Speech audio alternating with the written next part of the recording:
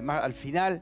Y esta reflexión de hoy yo la quise llamar No está aquí, porque es común ver, y lo vemos a diario, cómo muchas personas van al lugar donde están los restos de la persona que quiso, de la persona que amó.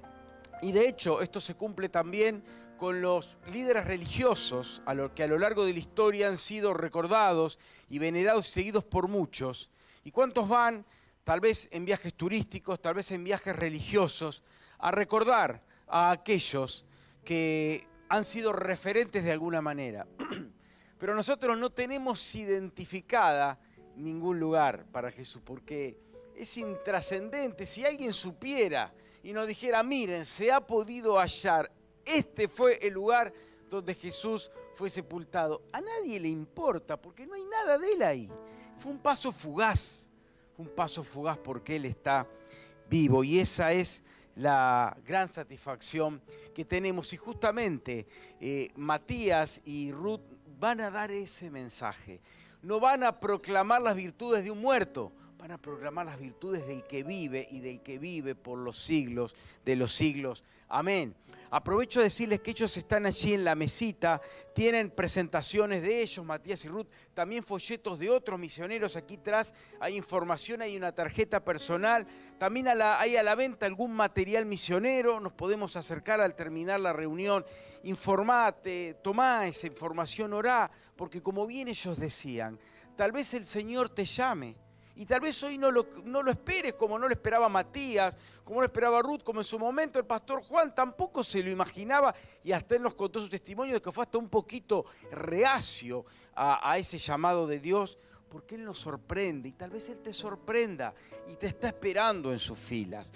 Por eso vamos a apoyar en oración, vamos a apoyar económicamente, pero quizás también Dios te llame a apoyar físicamente, presencialmente, esta labor misionera. Qué bueno que Dios sigue tocando corazones, pies de misioneros, desafiándolos a buscar, a llevar nuevas vidas a los pies de Jesús.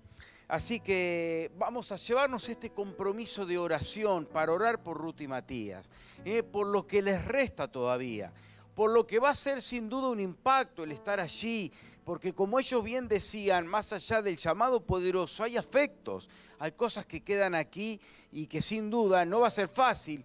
Lógicamente el Señor encamina y se las va a arreglar para que ellos puedan cumplir con la labor, con el llamado, con esta vocación que Él ha puesto en su corazón. Y quiero reflexionar con ustedes un poquitito, algunos momentos previos a la crucifixión, momentos donde Jesús celebra la Pascua con aquellos.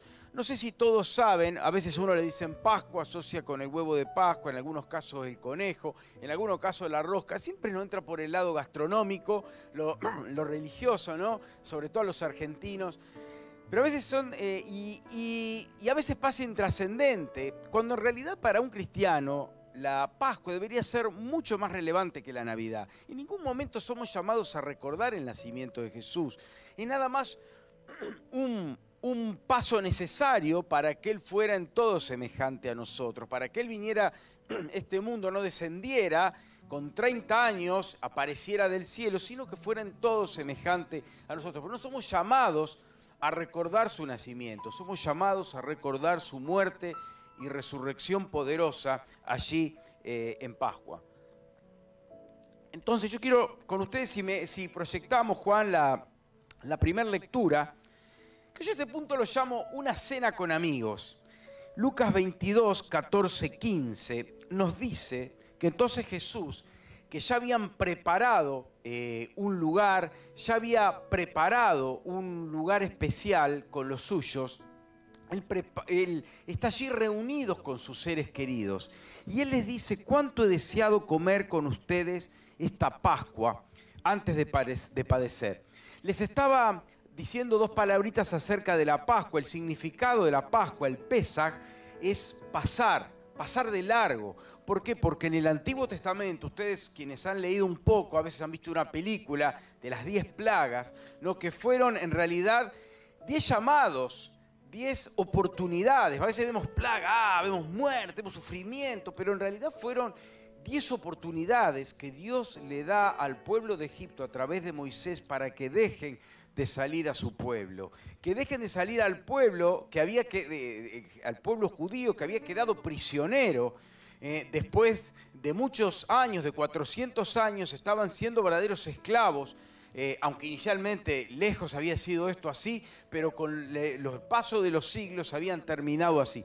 Y es un llamado, y la última de todas estas oportunidades que Dios les da, es decirles que si no dejaban irles y que quedaran en libertad, los primogénitos de los niños judíos, pero también, de los niños egipcios, pero también de sus animales, iban a morir. Tienen la oportunidad, se habían tenido 9 oportunidades. Una y otra vez, Dios, que es un Dios de oportunidades, les da la oportunidad. Si el faraón hubiera dicho, está bien, me convencieron, nada hubiera pasado, pero no, el hombre fue duro y así fue duro el pueblo y es necesario. Entonces, ¿qué les dice? Y de ahí viene el concepto del cordero. ¿Por qué Jesús se lo llama cordero? ¿Qué tiene que ver el cordero?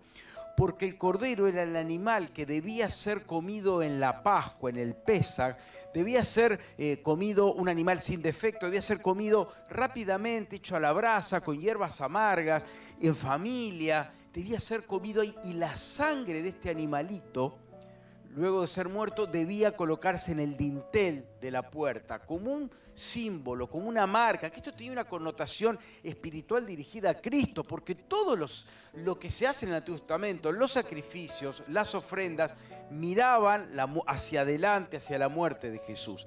Este dintel marcado era un símbolo de la sangre de Jesús en un corazón. Esto era la sangre del Cordero, indicaba que el ángel que venía a traer esa muerte iba a pasar de largo en todas las viviendas de los judíos que tuvieran esta marca de sangre. ¿Por qué? Porque el Cordero ya había muerto. De la misma manera, cuando tiene que llegar el fin de los tiempos, cuando tiene que llegar el castigo de Dios, el juicio de Dios que llegará a la humanidad por su desobediencia, donde todo corazón que esté marcado por la sangre de Jesús, por el Cordero de Dios, que a diferencia de los corderos del Antiguo Testamento murió una vez y para siempre, porque con una sola ofrenda hizo perfecto a los santificados. Este es el mensaje de la Pascua, es un mensaje de vida, que si pones tu fe en Jesús, no vas a tener que atravesar ese juicio de condenación, porque cuando termina nuestra vida aquí, pueden ser 40, 50, 70, 100, no sé, 120 años,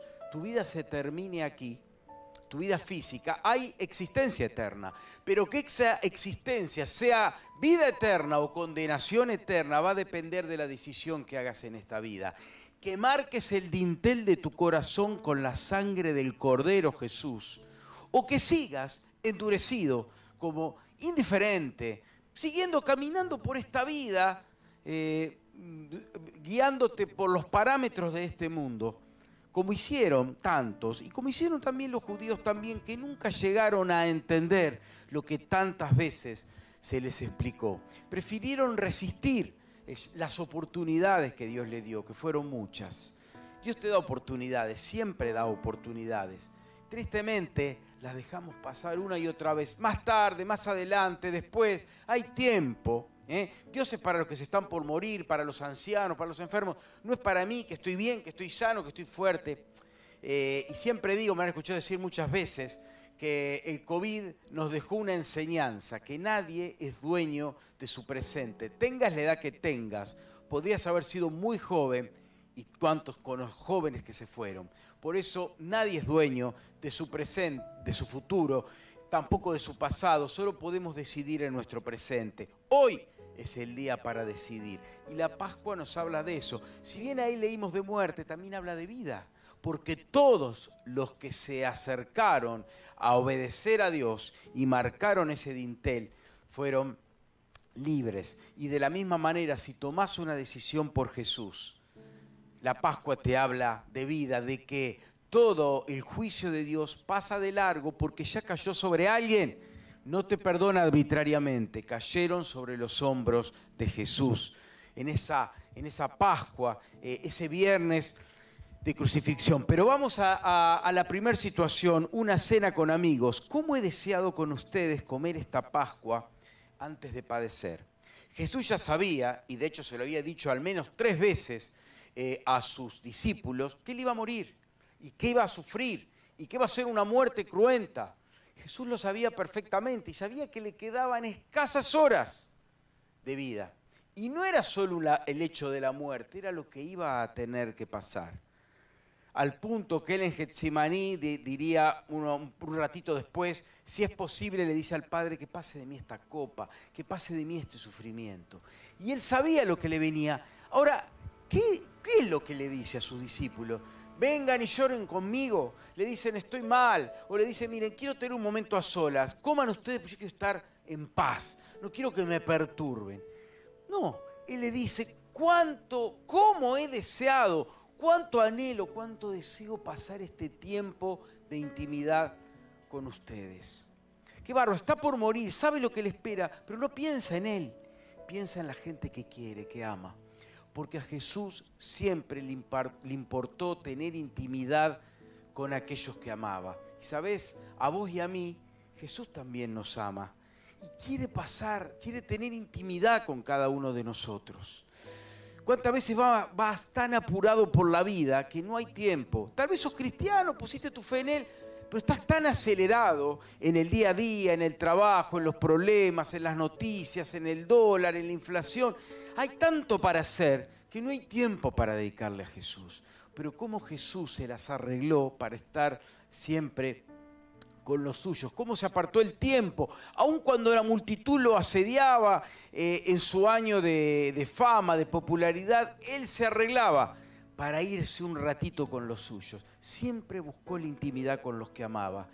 Y en esa locura que iba a ser lo que venía después, Jesús dice, no importa, yo sé lo que viene es durísimo, pero cuánto deseo pasar este tiempo con ustedes, con mis amigos, con las personas que amo. Y tienen esa comida íntima de Pascua, ahí comen, ahí disfrutan. Y Jesús después ahí les lavaría los pies como una expresión de él que venía como siervo. Y en un momento les trae a recordación la Pascua. Les trae a recordación su obra, su muerte y resurrección. E instaura, como esa era una cena, le ha quedado el nombre de cena del Señor, es el partimiento del pan, es el participar de la copa. Porque ¿qué les dice ahí Jesús? Cada vez que tomen de este pan, este es mi cuerpo, que por ustedes es partido. Este es mi cuerpo, que por ustedes es entregado. Y al recordar, al tomar de ese pan, estamos recordando ese cuerpo que fue sacrificado, ese cuerpo que fue crucificado, ese cuerpo que nos habla de la unidad del cuerpo espiritual que es la iglesia. El apóstol Pablo, escribiendo a los Corintios, dice que en el pan nos habla de que siendo muchos en Cristo somos un cuerpo espiritual, no un cuerpo físico, pero ese cuerpo físico de Jesús nos habla de un cuerpo espiritual. Y que cuando tomamos de este pan nos estamos haciendo parte, recordando activamente la muerte de nuestro Salvador. Y después cuando Él les da el vino contenido en la copa, les da esa copa, que para Jesús era una copa de sufrimiento. Él en Getsemaní recién dice, que pase esta copa.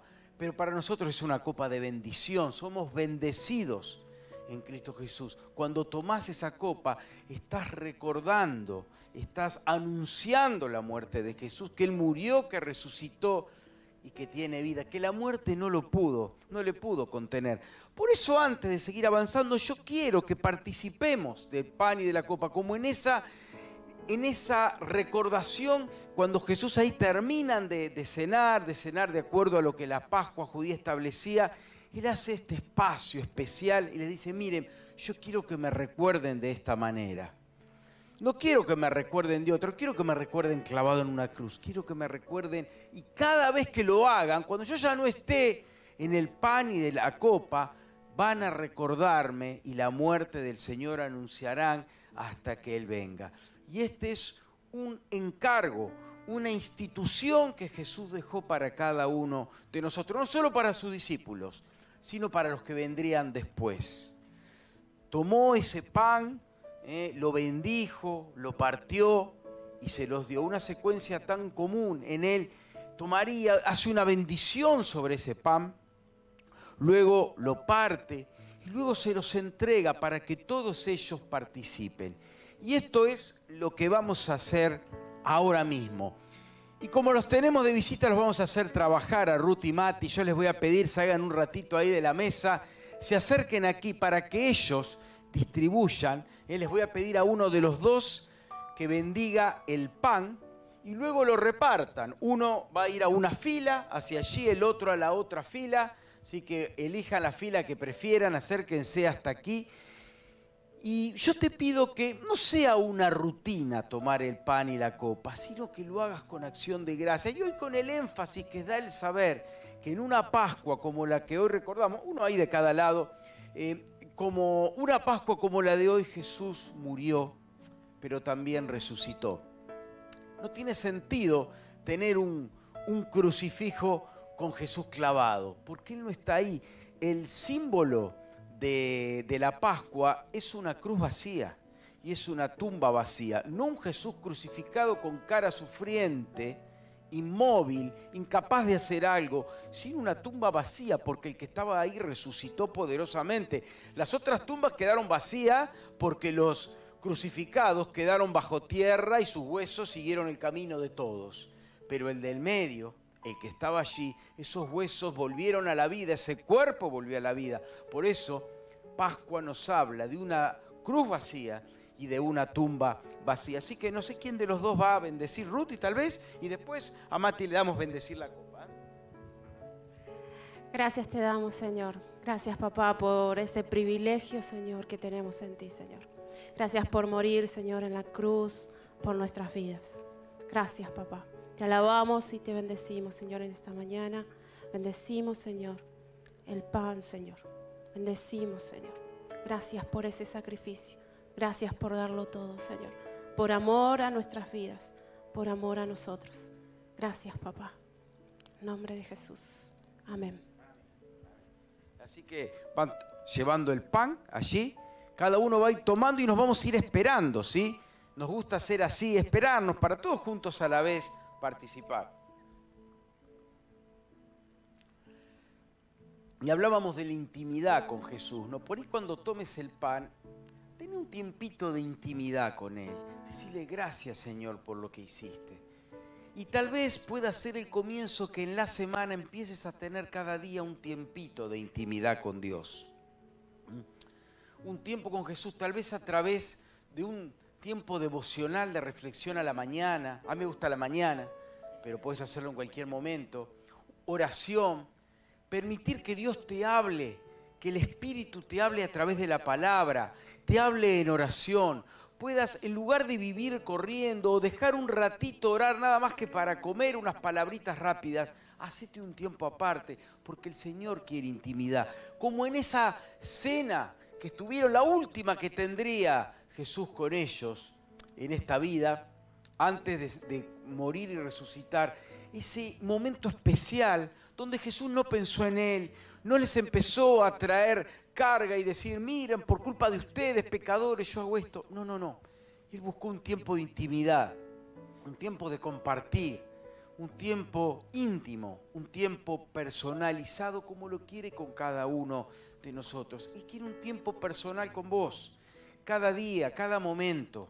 Que no tenga que ser una ocasión especial para que te acuerdes de que Dios es tu Padre, de que Jesús es tu Salvador, de que el Espíritu es aquel que está a tu lado, que está en vos, que es aquel que está en los momentos de necesidad, que en todo momento. ¿Por qué no empezás a desarrollar un tiempo de intimidad con el Señor? Cada día, un tiempo aparte, un tiempo especial, porque Jesús quiere eso, intimidad con los que ama. Y Él te ama por encima de todo. Y si todavía no aceptaste a Jesús como Salvador, aceptalo hoy. Decirle, Señor, yo me reconozco en falta, me reconozco pecador, me reconozco incapaz de llegar a tu presencia por mis propios medios. No tengo méritos, gracias, no tengo méritos delante tuyo, no tengo mérito alguno. Solo puedo llegar a través de la fe. Si lo puedes decir así. Y vamos a participar del pan todos juntos.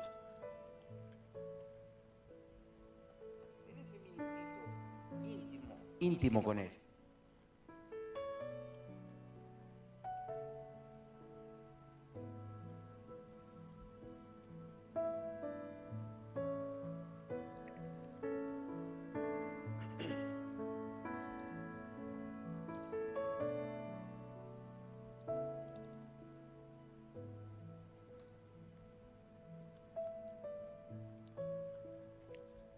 Después de haberles dado la copa, el pan, Jesús toma la copa, que como decía hace un ratito, encerraba de alguna manera todo lo que le esperaba. El castigo de Dios fue sobre él, dice ese pasaje tan mesiánico, tan claro en Isaías, dice, el castigo de Dios fue sobre él y por su llaga, por su herida, fuimos nosotros curados. A través de las heridas que hay en sus muñecas, de esos clavos que atravesaron hasta llegar a la madera para que él quedara ahí clavado, el castigo de Dios fue sobre él. Por eso él dijo, Dios mío, en expresión aramea, con judío, con hebreo, lama sabactani, Dios mío, ¿por qué me has desamparado? Era una pregunta retórica porque Jesús sabía por qué Dios le había desamparado. Porque Él se hizo pecado, se hizo maldición. Había una maldición que en la palabra decía maldito es que es colgado en un madero. Él se hizo maldición por cada uno de nosotros, porque el castigo de Dios tenía que caer sobre alguien.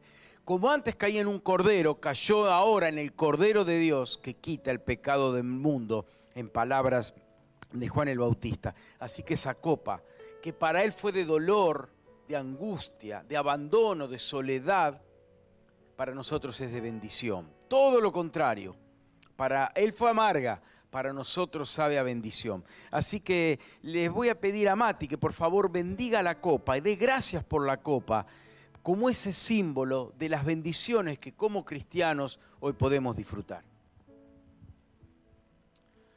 Gracias, Señor, por tu vida, Jesús, derramada en la cruz. Gracias por esta copa, que es el símbolo de tu sangre. Gracias que esa sangre nos dio libertad, nos dio perdón. Te ruego que bendigas esta copa y que cada hermano que comparta esta copa pueda renovar su relación con vos, reconciliarnos nuevamente con vos, que pueda resucitar aquella relación que tal vez estaba muerta, pero que podamos resucitar en una nueva vida en vos, Jesús. Gracias, Señor Jesús. Amén. Gracias. Vamos a repartir. Tomamos también de la copa, cada uno. Nos esperamos de la misma manera. Dale gracias al Señor, Dale gracias.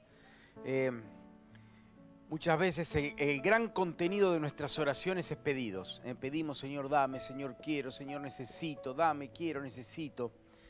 A veces damos las gracias y mucho menos todavía le alabamos. Usamos la oración más como un medio para conseguir lo que necesitamos que para darle a Dios lo que Él merece y espera de cada uno de nosotros. Por eso hoy no pidas, Hoy no pidas por el dolorcito, por el familiar, por tu título, por tu examen, por tu economía. Hoy pedile, hoy no le pidas nada, hoy dale gracias a Dios. Gracias a Dios por lo que Él hizo por vos, por lo que sigue haciendo, porque la labor de Jesús no terminó salvándonos de la condenación eterna, sino que sigue obrando aquí para mejorar nuestra vida y para darnos el privilegio de ser sus instrumentos, como nos decían Matías y Ruth, para poder ser esos pies que lleven el mensaje de salvación. Cuán hermosos son los pies de los que anuncian la paz, las buenas nuevas de Jesús. Todos somos llamados a ser misioneros, no tal vez al mundo árabe, pero tenemos un vecino, tenemos un familiar, un compañero de trabajo, alguien que necesita de Jesús. Todos podemos hacer una labor misionera y debemos hacerla, tenemos una misión. Misionero viene de que tiene una misión, un encargo de parte de Dios que debe cumplir. Y el vayan por todo el mundo y prediquen el evangelio a toda criatura, no se lo dijo a un grupo de misioneros que estaba allí, no se lo dijo a los representantes del Departamento Nacional de Misiones, se lo dijo a todos. Es una invitación, una exhortación para todos los que hemos puesto nuestra fe en Jesús, que vendrían a lo largo de los tiempos. Así que tenemos este precioso desafío. No es una obligación, no es una imposición, no es algo, gracias, que Dios nos impone como una pesada carga, es un privilegio. A mí me gusta decir que seguramente Dios lo haría mucho mejor sin nosotros, pero ha querido hacerlo con nosotros, porque a veces le traemos más problemas que soluciones, si somos honestos, pero Dios quiere hacerlo con nosotros. Es un privilegio que nos sume a su proyecto de amor. Somos privilegiados. Así que ahora sí que todos la tenemos, vamos a tomar de la copa, ¿eh? Muy bien. Y después Mati y Ruth ahora irán recolectando las copitas. Yo quiero seguir reflexionando un poquito más. Este tiempo que acabamos de hablar, esa cena que Él tiene con sus discípulos en la institución de la recordación a través del pan y de la copa, transcurre la tarde, nochecita del jueves. Después Jesús limpiaría pies de sus discípulos, les dejaría esta enseñanza que Él no vino como a liderar, Él no vino a dar órdenes, Él no vino a ser el jefe, Él vino como siervo, y así también nosotros. Luego salen, Él va a Getsemaní, allí Él se quiebra, Él allí ora, allí la tensión es tremenda, allí se encuentra su humanidad porque Él estaba encarnado en Jesús de Nazaret, y también su espiritualidad, su vida interior. Hay un conflicto ahí, pero por supuesto que gana su llamado, gana su convicción de que Él no iba a parar hasta la muerte, y muerte de cruz. Ahí hizo una expresión que puso su rostro como una piedra, como diciendo: nada que me pegue acá me va a distraer de aquello a lo cual vine, que es cumplir la misión de traer vida a través de su obra de amor, de dar su vida en rescate por muchos, el justo por los injustos, para llevarnos a Dios. Y quiero leer con ustedes Mateo 26, del verso 59, empezar, Mateo 26, si lo podemos proyectar ahí, gracias. Dice: los jefes de los sacerdotes y el consejo en pleno buscaban alguna prueba falsa contra Jesús para poder condenarlo a muerte. Pero no lo encontraron, a pesar de que se presentaron muchos falsos testigos. No lo encontraron, a pesar de que se presentaron muchos falsos testigos. Por fin se presentaron otros que declararon: este hombre dijo, puedo destruir el templo de Dios y reconstruirlo en 3 días. Poniéndose en pie, el sumo sacerdote le dijo a Jesús: ¿no vas a responder? ¿Qué significan estas denuncias en tu contra? Pero Jesús se quedó callado. Así que el sumo sacerdote insistió: te ordeno en el nombre del Dios viviente que nos digas si eres el Cristo, el Hijo de Dios. Tú lo has dicho, respondió Jesús. Pero yo les digo a todos, de ahora en adelante verán ustedes al Hijo del Hombre sentado a la diestra o a la derecha del Todopoderoso y viniendo en las nubes del cielo. ¡Ha blasfemado!, exclamó el sumo sacerdote, rasgándose las vestiduras. ¿Para qué necesitamos más testigos? Miren, ustedes mismos han oído la blasfemia. ¿Qué piensan de esto? Merece la muerte, le contestaron. Claro, cuando el que uno tiene adelante es alguien intachable, es alguien que no ha cometido ningún pecado y que no se lo ha podido encontrar en ninguna falta, la única opción que uno tiene es testigos falsos. Es buscar gente que diga algo o que tome, y miren que no se ponían de acuerdo, y lo que hace es tomar algo que Jesús dijo, sacado de contexto, porque Él obviamente no iba a dinamitar ningún templo. Lo que Él hablaba era de sí mismo, que Él era el templo del Espíritu, y que el templo del Antiguo Testamento y el que tenía allí, tanto el que había construido Salomón como el que les había dado Herodes, era una figura de Jesús. Entonces él dice, destruyan este templo y en 3 días es lo que volveré a la vida. Entonces toman algo que tampoco era ningún motivo, pero necesitaban algo y se las arreglaron para con mentiras, con calumnias, con infamias, decir finalmente lo logramos, como jueces justos lo mandamos a la cruz. Hasta Pilato mismo, de ahí viene ese refrán, esa frase que conocemos, lavarse las manos. Él trata de decir, yo no quiero tener nada que ver porque este hombre es inocente.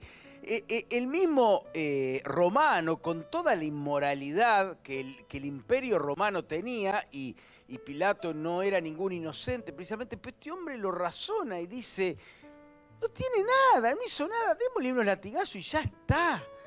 Pero se necesita mentir y una confabulación, y yo acá le puse traición y juicio express porque fue bien rapidito, arranca muy de tarde el jueves y toda la madrugada del viernes, y así rapidito, tac, tac, tac.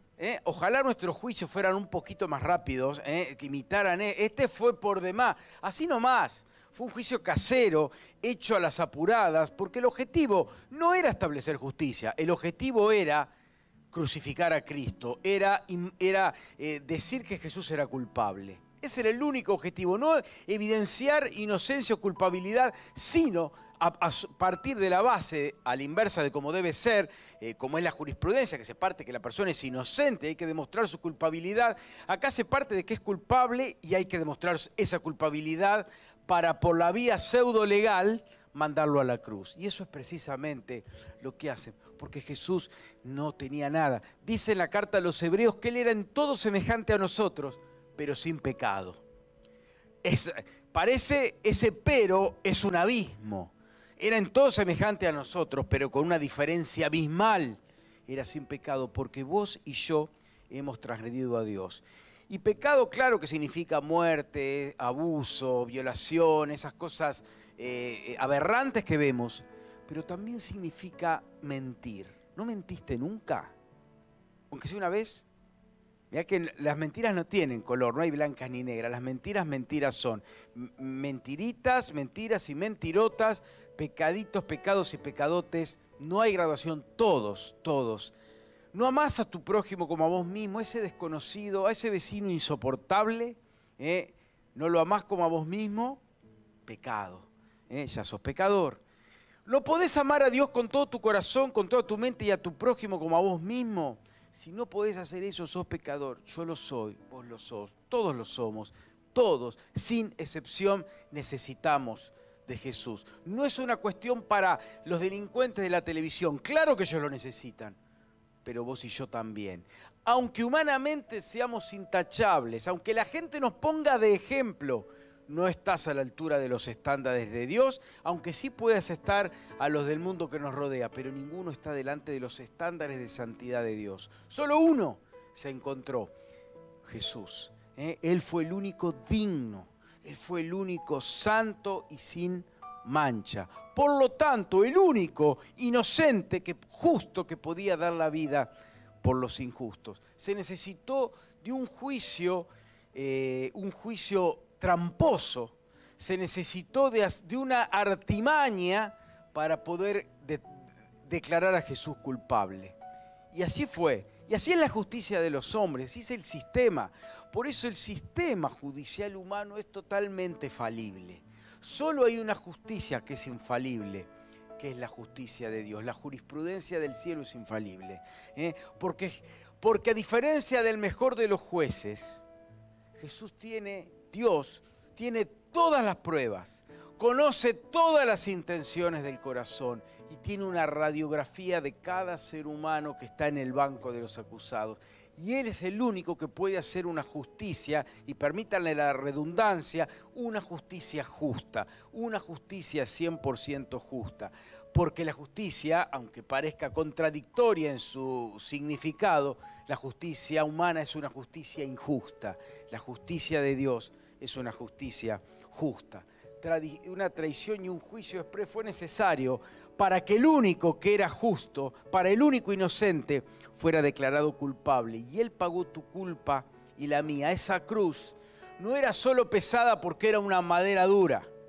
Era pesada porque estaba tu culpa y la mía y la de todos. Y Jesús dice que Dios cargó en él el pecado de todos nosotros. Ahí van tus culpas y la mía, no la de todo el mundo, va la de aquellos que aceptan a Jesús como su Salvador y Señor. Para los demás, esa idea tan bonita pero falsa de que Dios es bueno y al final de los tiempos va a perdonar a todos no es real. Solo perdonará a aquellos que se hayan arrepentido y hayan visto en Jesús a su Salvador y Señor. Como el delincuente que estaba junto a Jesús. Ese que no tenía nada bueno, pero lo único fue que reconoció a Jesús y reconoció y creyó en Él. Y como todos, Él fue el primero, nosotros podemos ir detrás de Él. Porque aunque quizás no mataste a nadie, dice la palabra que el que aborrece a su hermano también es delincuente. Y si aborreciste a alguien, ya también sos homicida. Y para eso necesitas el perdón de Jesús. Avanzamos un poquitito más. Mateo capítulo 27, verso 50. Dice, entonces Jesús, ya a Jesús lo habían crucificado, sigue el viernes todavía, a Jesús lo clavan allí en la cruz y después de horas de estar ahí, dice, entonces Jesús volvió a gritar con fuerza y entregó su espíritu. En ese momento, la cortina del santuario del templo se rasgó en dos, de arriba a abajo. Permítame explicar un poquito esta frase. Primeramente la tienda móvil que tenían los judíos, que era el tabernáculo, luego el templo que Salomón construyó, tenía dos lugares principales. Un primer lugar, que era el lugar santo, donde accedían los levitas, los sacerdotes, entraban, pero después el lugar santísimo, que estaba separado con una cortina, era otro lugar santísimo, porque ahí no podía ingresar nadie y mantenerse vivo.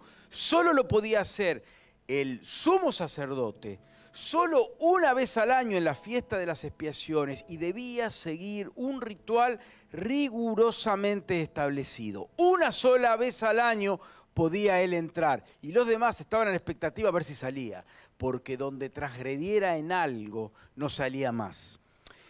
Lo que Jesús hace, esto tiene un símbolo, no es nada más un fenómeno. ¿Qué significa? ¿A quién le va a importar que una cortina se corte, se raje? No es casual que sea de arriba hacia abajo, es del cielo a la tierra. ¿Esto qué quería decir? El acceso al lugar santísimo, que era la presencia de Dios, ya está abierto. Por eso el escritor de Hebreos diría, donde ya no tiene que entrar una vez el sumo sacerdote una sola vez, sino que ahora tenemos entrada libre a la presencia de Dios. Y nadie es fulminado, tenemos entrada libre en Cristo a la presencia de Dios. Por eso no tiene sentido ahora tener un templo, no tiene sentido una cortina, no tiene sentido nada de eso. Los templos, los lugares que tenemos, un punto de encuentro, pero no está aquí nuestra labor está afuera, como los hermanos nos han expresado claramente. Somos llamados, es eclesía, llamados afuera, a una misión, para eso estamos. Pero el templo se rasga y el camino queda abierto. Y después dice, la tierra tembló y se partieron las rocas. Imagínense el panorama. Aparte, desde las 3 de la tarde estaba de noche. ¿Cuándo va a ocurrir eso? Que de golpe, de la luz del día, todo se oscurezca en horario donde el sol debería brillar. Se abrieron los sepulcros y muchos santos que habían muerto resucitaron. Salieron de los sepulcros y después de la resurrección de Jesús entraron en la ciudad santa y se aparecieron a muchos, a Jerusalén. Cuando el centurión y los que con él estaban custodiando a Jesús vieron el terremoto y todo lo que había sucedido, pequeña escena, tremenda, todos aterrorizados, quedaron aterrados y exclamaron, verdaderamente, este era el Hijo de Dios. Ahora, el Hijo de Dios estaba clavado ahí desde hacía varias horas. No es que de golpe apareció ahí. Sin embargo, nadie creía en él. ¿Qué se necesitó para que este centurión, este romano, este hombre duro, acostumbrado a ver muertes, y para ello era, uno dice, se habrá impresionado por la sangre? No, era gente curtida. No, esto era un trámite para ellos. Pero ¿por qué les acude así? Porque ve. Porque necesitaron ver para creer. Y el ser humano a veces es así.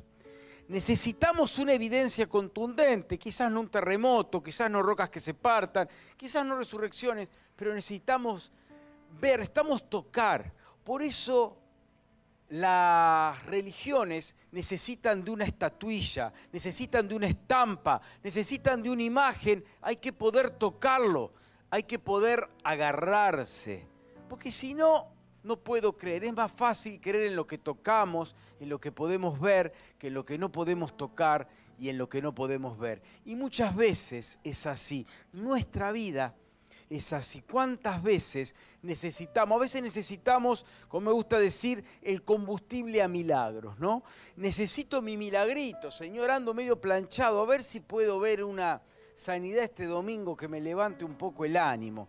A ver, Señor, si puedo ver un milagro de esos potentes, uno creativo, uno que no tiene brazo, que le crezca el brazo, así me fortalezco mi fe. Pero si nosotros miramos la historia del pueblo de Israel, vemos que de poco sirvieron los milagros. Es más, estaban bastante endurecidos los judíos que habían visto abrirse el Mar Rojo, que vieron caer el maná, que vieron caer los codornices, que vieron que de una roca, de un pedazo de piedra saliera agua pura y potable. Vieron cosas que no se entienden. ¿Cómo no pudieron creer? Es que el ser humano necesita el ver para creer. Esto le pasó a Tomás. No. A mí no me vengan con esas historias de que se corrió la piedra. Y no era un incrédulo, no era uno de por ahí, era uno de los discípulos, había visto los milagros de Jesús. No sabía de la resurrección de Lázaro, sí. No sabía del hijo de la viuda de Naín, sí. Había visto resurrecciones, pero la de Jesús era demasiado difícil de creer. Y yo, si no toco, no voy a creer. ¿Cuántas veces necesitamos el famoso ver para creer? ¿Cuánta gente necesita agarrarse de un ídolo, agarrarse de una estampa, aunque sepa que lo fabricó alguien? Aunque sepa, como le dice ahí en Isaías, el artesano corta un árbol, con parte de esa madera se hace el asadito del domingo y con el otro construye el ídolo. Y este ídolo se postra delante de él y le rinde culto y le atribuye poder. Así es la mente humana. ¿Cuántas veces el ser humano vuelve a la idolatría, a las imágenes, a las estampas, a las estatuillas, a idolatrar a buenas personas, pero limitadas porque eran humanas? Y se olvidan. Yo lo he contado esto. Una vez, por un trámite de mi profesión, fuimos con Lorena, hace muchos años atrás, a Luján, porque ahí está el distrito al que pertenezco y tenía que hacer mi trámite de federarme allí. Lo hicimos, ya dijimos, ya que estamos, vamos a conocer la basílica. Nunca habíamos entrado, siempre la veíamos de lejos. Y entramos, y entre la pluralidad de estatuas que había ahí, una tremenda de la Virgen María, que dolía el cuello de tanto que había que girar para mirarla. Y en un momento digo, ¿dónde estará Jesús en todo esto? A ver si logramos que aparezca en algún lado. Y caminando un rato, muy atrás y bien escondido, había una estatua de Jesús. Digo, bueno, esto da más o menos una magnitud a escala de la importancia que tiene Jesús adentro. Y al salir, había una multitud era una feria eso. Y nos acordábamos, ¿no?, de cuando Jesús va al templo y encuentra todo eso. Había venta de lo que quieras ahí, ¿no? Decimos, qué tremendo lo que es la idolatría, cómo necesita el ser humano una evidencia concreta. Pero Hebreos 11, con una definición que muchos de ustedes conocen, define a la fe como una certeza y como una convicción. La fe es la certeza de lo que se espera, o sea, la certeza de lo que espero va y no llegó, ya va a llegar. Y la convicción de lo que no se ve, de que lo que no veo está allí. Y esa es la fe. La fe es lo opuesto a ver para creer. La fe es certeza y convicción de que lo que no veo ni puedo tocar está allí y vendrá. Y dice la palabra que sin fe es imposible agradar a Dios. A Dios llegamos a través de la fe. No de la fe en cualquier cosa, no de la fe en un buen hombre espiritual. Es la fe en Jesús, el único camino, porque hay un solo Dios y un solo mediador entre Dios y los hombres, que es Jesucristo. Y al centurión le costó tanto. Verdaderamente, este era el Hijo de Dios, que no se necesite de un milagro para que creas. Quizás Dios lo haga porque ve tu dureza, pero ¿por qué no acercarte y creer por fe, aunque hayas visto o no? Y permitime decirte que el milagro más grande que yo he visto es de las vidas transformadas. ¿Cómo una persona que está totalmente alejada de Dios puede creer? Eso es más imponente que otros milagros que podemos ver que quizás visualmente nos atrapan, pero el milagro de una vida transformada es lo más poderoso. Mirá el apóstol Pablo, de perseguidor de cristianos a alguien formador de cristianos. Un cambio radical día y noche. ¿Y cuántos hay así? Dios puede hacer esto en tu vida y quiere hacerlo, llevarte a un nuevo comienzo. Que no se necesite de piedras que se rompan, de tierra que tiemble, de muertos que resuciten para que creas que Jesús es el Hijo de Dios. Es el único que puede cambiar tu vida radicalmente. Digas, pero mi vida está bien, yo estoy bien, tengo mi trabajo, tengo mi casa, tengo mi buen pasar, pero eso no alcanza porque la vida llega a su fin y para el ser humano hay existencia eterna que puede ser vida eterna o condenación eterna. Y Jesús va a venir a buscar a aquellos que hayan puesto su fe en Él. Los que no hayan hecho van a quedar en un lugar que la Biblia llama el infierno, que es un lugar donde la presencia de Dios no se manifiesta en absoluto. Suena algo mínimo, pero no hay desgracia, no hay algo más terrible que a ser humano le pueda pasar que la presencia de Dios se retire de él. Eso le pasó a Jesús en la cruz. ¿Por qué me ha desamparado? Pero ninguno de nosotros ha vivido esto. Aún el ateo más grande recibe los beneficios de la presencia de Dios, pero allí eso se terminará en forma irreversible. Cuando tu vida aquí se termina es un punto de no retorno, ya no hay opción. Por eso hoy es el tiempo aceptable. Tómate de la mano de Jesús hoy, no esperes un milagro como le pasó al centurión. Cree hoy por fe. Y cerrando este tiempo, quiero leer el último de las lecturas de hoy. Transcurrió ya Jesús, había sido bajado de la cruz porque no querían que llegara el día de reposo, estando los cuerpos ahí, los bajan. Y transcurre el sábado, un sábado sin novedades, era el día de reposo, todo el mundo estaba guardado, nadie sale. Pero llega la mañana del domingo y en Lucas 24, 1 al 6 dice: el primer día de la semana, ese domingo de Pascua, domingo de resurrección, muy de mañana, las mujeres fueron al sepulcro, llevando las especias aromáticas que habían preparado. Encontraron que había sido quitada la piedra que cubría el sepulcro, que había sido una pesada piedra, había sido sellado, y había una guardia romana, no había una guardia de 4 improvisados, era los legionarios romanos que estaban ahí debidamente preparados. Dice, encontraron que había quitado la piedra que cubría el sepulcro y al entrar no hallaron el cuerpo de Jesús. Mientras se preguntaban qué habría pasado, se les presentaron 2 hombres con ropas resplandecientes. Asustadas, y no era para menos, se postraron sobre su rostro, pero ellos le dijeron: ¿por qué buscan ustedes entre los muertos al que vive? No está aquí. Es el título de nuestra reflexión de hoy. No está aquí. Ha resucitado. ¿Por qué buscan entre los muertos al que vive? No está aquí. Ha resucitado. Nadie va a buscar a alguien vivo, un cementerio. Vos no vas a buscar a un familiar vivo que amás, que vive en su casa, al cementerio. No está allí. no está allí. Y le dice, es incoherente lo que están haciendo, porque ustedes están buscando a un vivo en el lugar equivocado, en el lugar de los muertos. Y no está aquí porque ha resucitado. Y esto le da sentido a la fe. El apóstol Pablo dice, si Jesús no hubiera resucitado, los que creemos en Él seríamos los más dignos de lástima, los más dignos de conmiseración. Pero porque Él vive, tenemos esperanza y vida eterna, de que Él vendrá a buscarnos. Domingos atrás se habló de la venida de Jesús. Él va a venir a buscar a aquellos.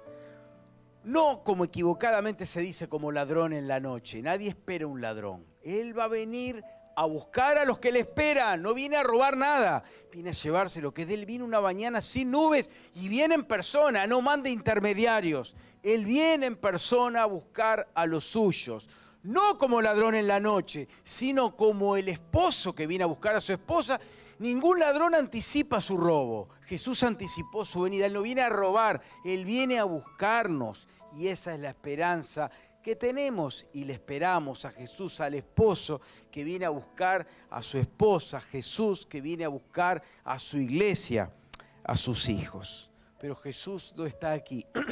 Y quiero rescatar una perlita de acá, que Jesús se le manifiesta, no, o mejor, lo digo al revés, no se le manifiesta a ninguno de los 11, porque Judas ya se había suicidado, ya no estaba, no se le manifiesta a ninguno de los 11, sino a quién supondríamos nosotros que debería manifestarse. Tal vez a Pedro, a Jacobo o a Juan, que era el trío más íntimo, que había visto cosas que ningún otro, eran su grupo más íntimo. O algunos de los otros, tal vez Mateo, tal vez algunos de los discípulos que serían luego las 12 columnas que sostendrían el cimiento de la iglesia que nacería 50 días después. Sin embargo, elige a estas mujeres, 2, 3, a veces según el Evangelio, María, mujeres que estuvieron al pie de la cruz cuando todos los demás discípulos se fumaron.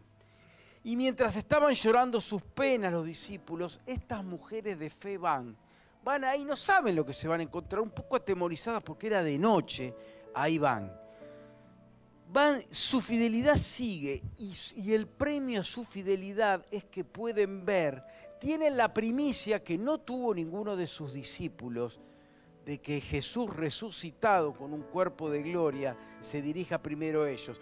Después Jesús se les aparece, estando todos los discípulos reunidos, pero María con las demás, María Magdalena y con las demás, ya lo habían visto, ya tenían la primicia. Y esto es el premio a la fe, y estas mujeres de fe recibieron una primicia. ¿Cuántas veces la fe de las mujeres va delante de la fe de los hombres? Qué importante estas mujeres de fe que se llevaron el premio involuntario, impensado, de ser las primeras en ver al Jesús resucitado. Un premio a la fe. Y el mensaje final de Pascua es este: no está aquí. El mensaje de Pascua no es un mensaje de muerte, no es un mensaje de sangre.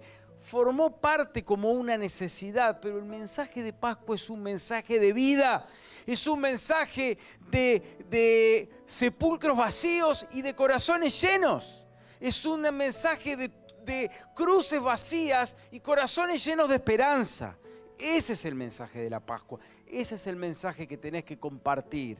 No le compartas del huevo de chocolate, compartiles de la resurrección, de que hay vida y que hay vida eterna en Jesús, porque no está en su tumba, allí ha resucitado.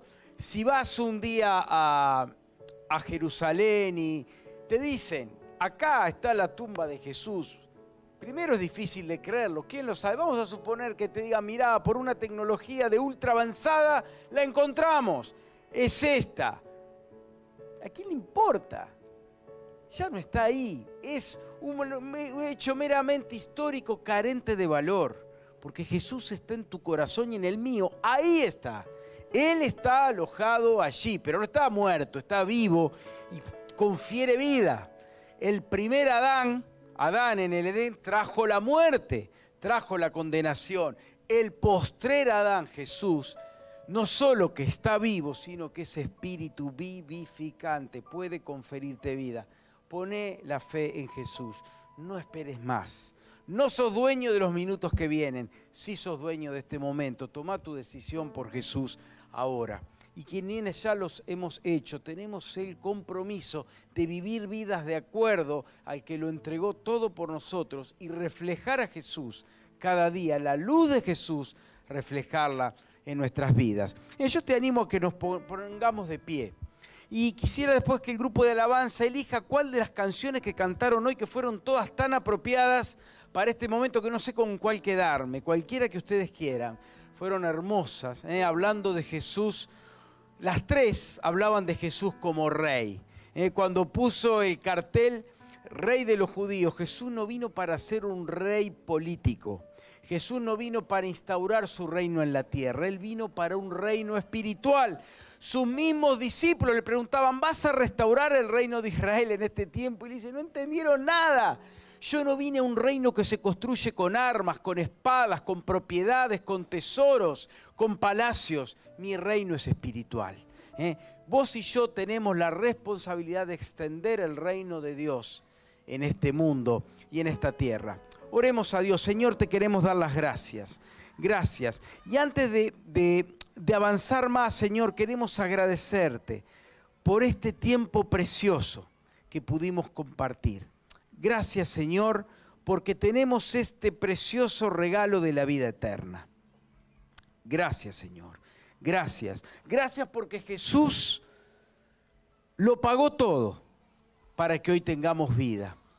Y antes de pensar más cosas, de distraernos o de ponernos o de volver a casa, después que de nuestro corazón haya un agradecimiento profundo a aquel que lo dio todo por amor.